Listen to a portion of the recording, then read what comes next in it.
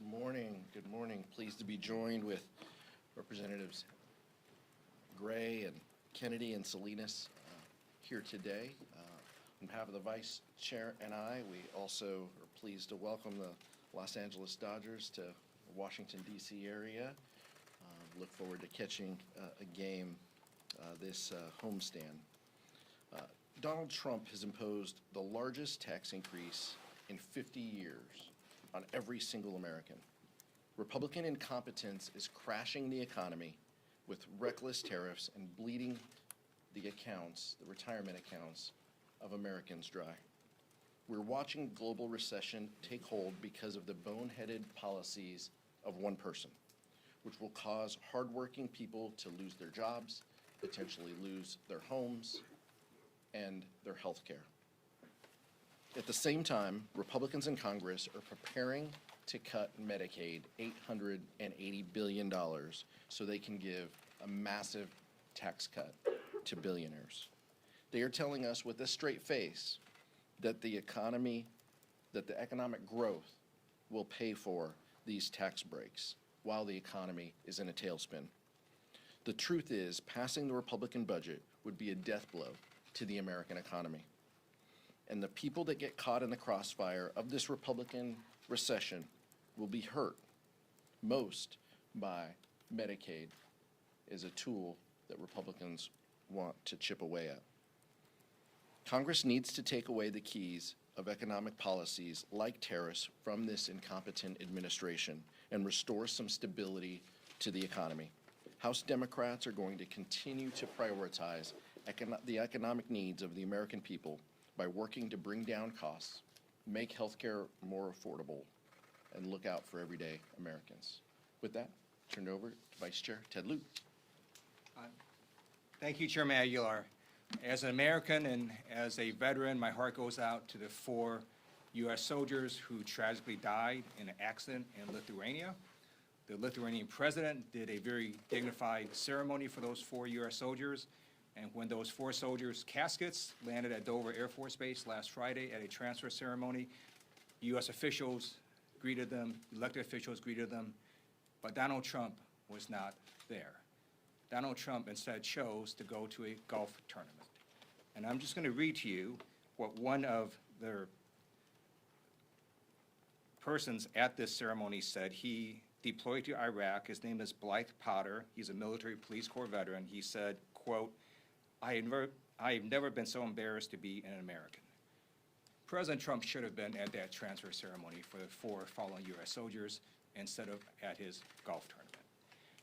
I now want to also echo what Chairman Aguilar said about the tariffs. They are a tax on the American consumer. As all of you know, the way tariffs work is when the foreign products come to our ports, the American company that imported those products pays a tariff, not the foreign country. And what happens when this American company pays that tariff?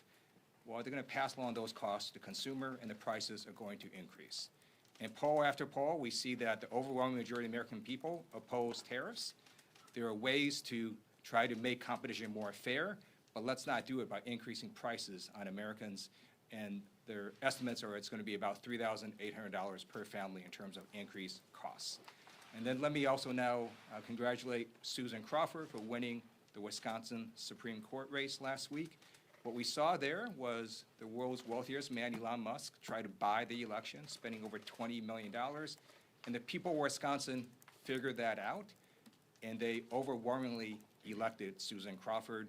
So what was once Elon Musk's greatest asset, his money, has now become his greatest liability because the people now understand that he's trying to buy elections, and they overwhelmingly vote against that. And then the hands-off protests that we saw this past weekend were amazing. The American people are waking up that Trump and Republicans' policies are harming our nation.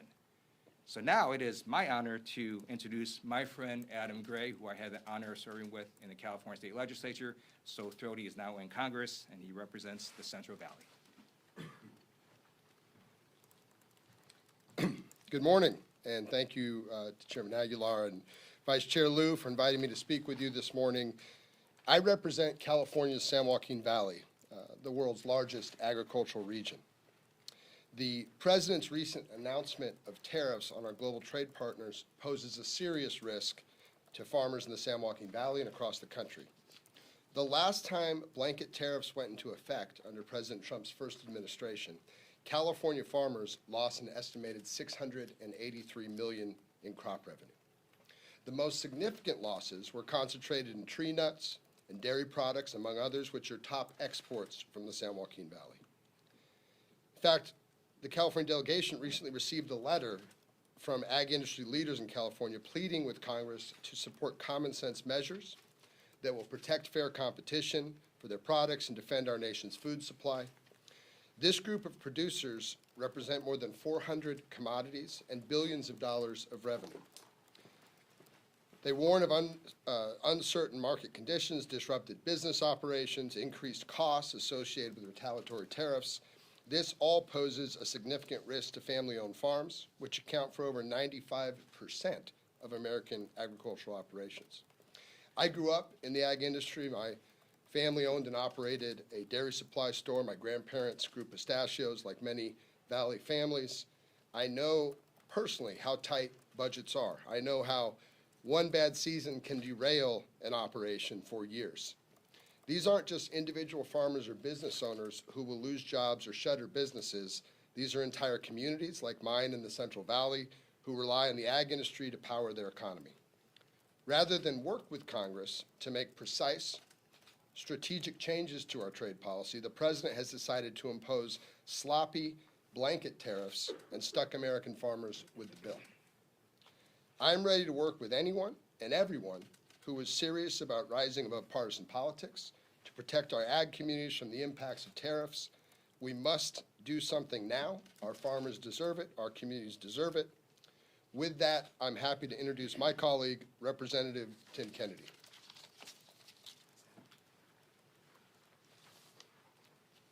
Morning.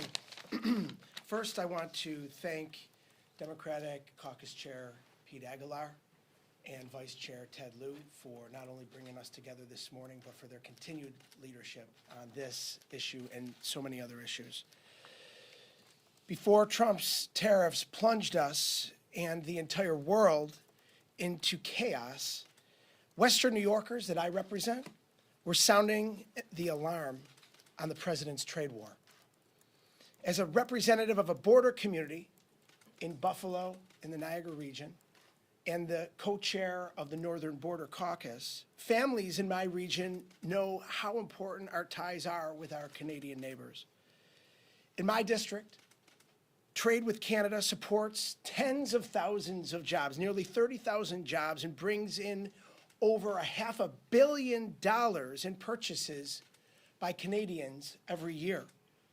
Across the border, there's $1.3 trillion of commerce every single year. Billions of dollars a day, supporting states all across the northern border, but all across our great country.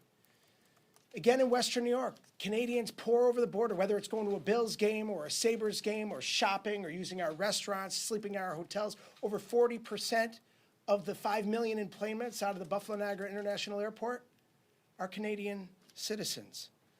Our economies are reliant upon each other and benefit from the tremendous relationship that we have economically, culturally, historically, and presently. However, Trump's tariffs are putting our hardworking families in Western New York at risk, and it's hurting our entire national and international economy. Cross-border traffic is down by double digits from last year, robbing small businesses across the country of tourism dollars. Tariffs that are being put in place across the board, these blanket tariffs, including on things like lumber, that are hurting home ownership, especially new homeowners. They're also stymieing development. And other industries, including steel fabrication, auto manufacturing, craft brewing, logistics. Every industry across the board is worrying about supply chain disruptions, skyrocketing operating costs, and keeping their employees on the payroll. Businesses are going to be hurt by these tariffs. Jobs are going to be lost in our country because of these tariffs. Because our economy is so tightly intertwined with Canada's, people in my district and across the country are being hit right in their pocketbook already. Meanwhile, Donald Trump is golfing at his own club while trillions of dollars are wiped away from American citizens and hardworking families and their retirements that they were dependent upon as we risk this Republican recession. But Trump's tariffs aren't just robbing folks of their retirement savings and driving up the cost of housing, groceries, clothes, and gas. His indiscriminate blanket tariffs are putting our allies on the same playing field as our adversaries. Trump inherited an improving economy with low unemployment, and he crashed it. He inherited the strong alliance and friendships we have with Canada, with our European allies, with our global allies, and he crushed them. Trump's tariffs send a message to our friends and allies that we no longer are the reliable partners that they can depend upon. And hardworking families in Western New York and across the country are paying the price. They are setting our nation down a dangerous path of chaos, stealing from American families and jeopardizing our alliances, all to justify tax cuts for the richest Americans. This is wrong, and we're not going to stand for it. We're not going to sit back and hang tough like the president suggests we do. We're going to continue to use our voices and demand an end to Trump's tariffs and get back to work creating an economy that benefits all hard-working families across this great country. With that, I yield to a wonderful representative, Salinas. Well, thank you, Chair Aguilar, Vice Chair Liu, and everyone for being here today. As my colleagues have already pointed out, President Trump's tariffs have created chaos and uncertainty across the country and around the world. Many Americans have spent the last few days watching their retirement savings go up in smoke and bracing for a recession or possibly worse. But instead of doing something to stop the bleeding, Donald Trump spent the weekend, as has already been mentioned, playing golf with billionaires.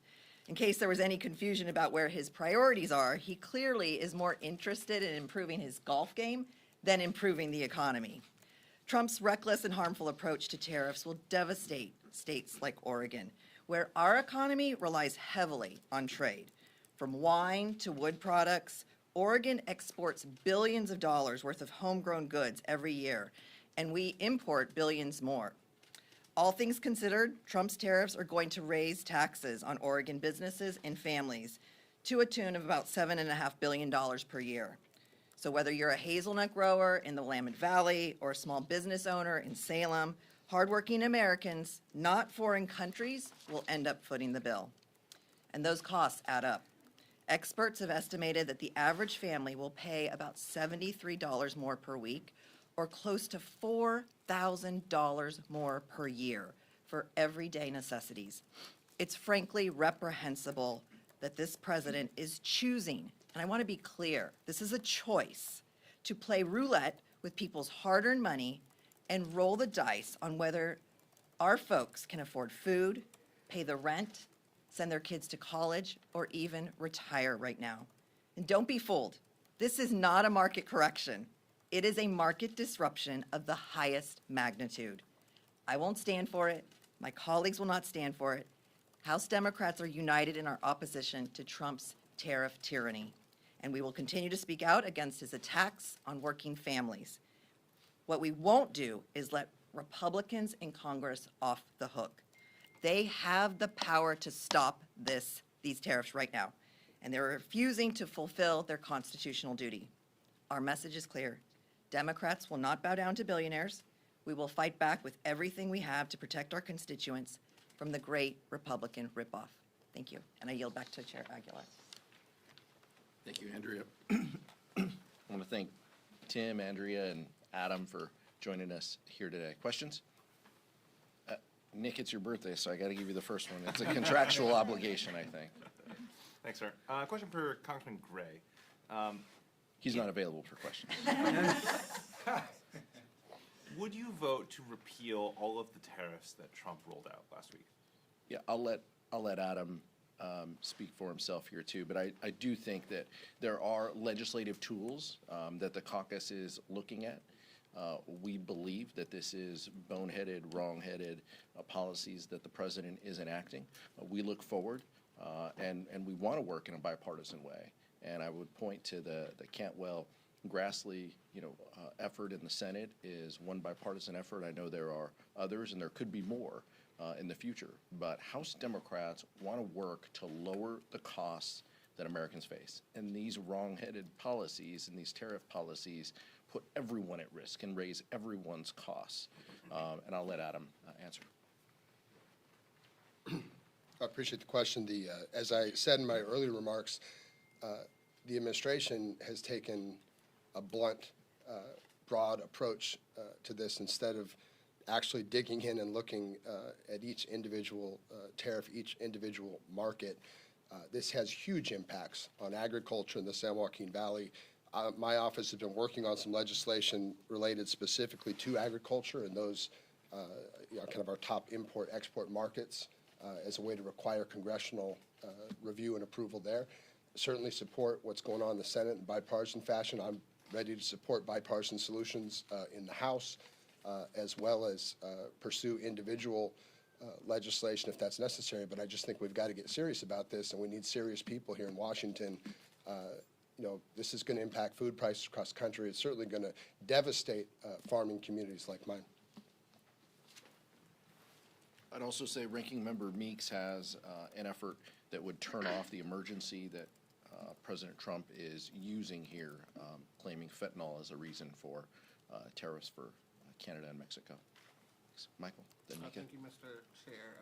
House conservatives are threatening to vote against the Republican budget blueprint to advance President Trump's agenda. We've seen plenty of examples of Republicans flipping on their votes at the last minute, and I don't want to go down the list. But at this point, have you and the caucus come to expect that most House Republicans will ultimately support measures on the floor that they say that they oppose in the press? Yeah, absolutely. I think that it's pretty clear that House Republicans generally say one thing when they're in an elevator with us or with you, and then they do something else when they are given an opportunity to vote on the floor. We're looking for reasonable Republicans to work with. We just haven't found many. That's the problem. Speaker Johnson is pretty good at counting to 200, but he clearly can't count much beyond that without Donald Trump putting his thumb on the scale. That's why he's bringing him down to 1600 Pennsylvania. That's why it's a full court press. But many of these Republicans who say that they are no votes will ultimately cave. Generally, the only one who we can believe is Thomas Massey, who's principled, and if he says he's a no, he's going to be a no. Everyone else generally will say one thing until they get a phone call from the president. Mika? Yesterday, Leader Jeffries said that he's still exploring some legal avenues in the Texas special election against the governor. What legal pathway do you think that there is, and are you still supportive of potentially, urging him to move this race up if possible? I believe he said that before the governor put the special election date. Last night. It was after last night. The governor's put the special for November. If there are options, I'll let Leader Jeffries and the DCCC, speak to that. I don't have anything more on that. Oriana with Notice.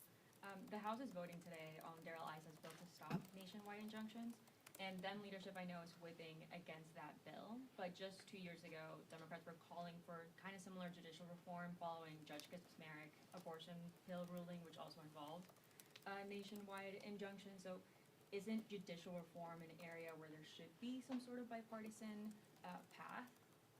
Well, I think it's clear, and Republicans were opposed to any reform efforts when this affected women's reproductive care and mifepristone in the North Texas ruling that you're talking about. I'm going to ask Vice Chair Lieu to speak in his kind of judiciary capacity, but House Democrats see this effort for what it is.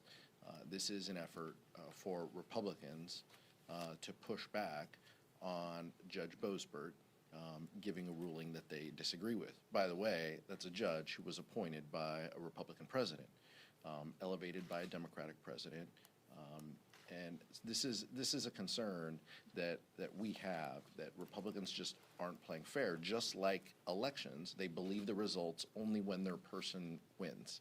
They don't believe the results of the election when the opposing party wins. Democrats are willing to engage and have conversations about a wide range of issues in the committees that have jurisdiction, but not just when it's a president we agree with or a president we disagree with. That's the unfortunate part and the standard that Republicans have set. Thank you. So let me give you an example of why injunctions are helpful. Because when the law is violated, sometimes it doesn't make sense to only say, okay, well, we're going to let that violation of law not occur in this area, but let it occur everywhere else. So let's take birthright citizenship. A federal judge has basically said, look, the Constitution is pretty clear. If you're born in the U.S., you're an American, and I'm going to say you can't change that. If that only applied, let's say, in one state and nowhere else, then what's going to end up happening is you're going to have 49 other plaintiffs and these 49 other states also bringing the same exact lawsuit, and it's very inefficient. So you have a nationwide injunction, and then that can be appealed if the opposing party doesn't like it, and eventually that could get to the Supreme Court. So that's why you have injunctions. It just makes a lot more sense where there's a violation of a law to have that law be held nullified in every place. And it depends on the case. So judges have discretion to decide, do I want to make this a nationwide injunction or not? And I think that flexibility should remain with judges. See, that's a much better answer. He's a real lawyer. Cassie? I wanted to ask you about this, back and forth on the Republican side about the proxy voting and the discharge petition that Democrats supported. Now talking about this live dead pairing. I mean, realistically, can Democrats even consider lending a vote to someone who might miss across the aisle? I mean, do you see this as an unsuccessful path to trying to get proxy voting? This is Speaker Johnson doing everything he can to cut a deal just to survive the day. He needs to unlock the floor to pass a rule so he can pass a tax cut for billionaires at the expense of cutting Medicaid. In order to do that, he's willing to give Rep. Luna everything up to proxy voting, apparently. So this is a fake and phony effort. Democrats won't participate in this. We won't be voting for the rule. We won't be engaging in this pairing effort. It's a complete show. It's disrespectful to the members who have put so much work into this. Representative Pedersen, joining with Representative Luna, we stand ready to ensure that Congress is a place where parents can do this important work. This was a pretty modest bill, 12 weeks right after childbirth seems like the bare minimum that we can do to help support young families like Rep. Peterson and Rep. Luna. It's unfortunate that Representative Luna is walking away from the bipartisanship that we had in this effort. Congressman, one more question. Thank you.